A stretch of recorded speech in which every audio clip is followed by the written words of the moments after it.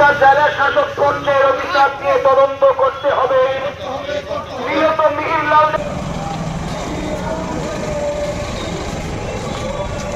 Management team কেন মৃত ব্যক্তিকে উদ্ধার করতে পারেনি তার জেলা শাসক পর্যায়ের অধিকার দিয়ে। মানুষের জন্য কোনো কাজে আসে না এই বিজেপি সরকারকে জানাই ধিক্কার।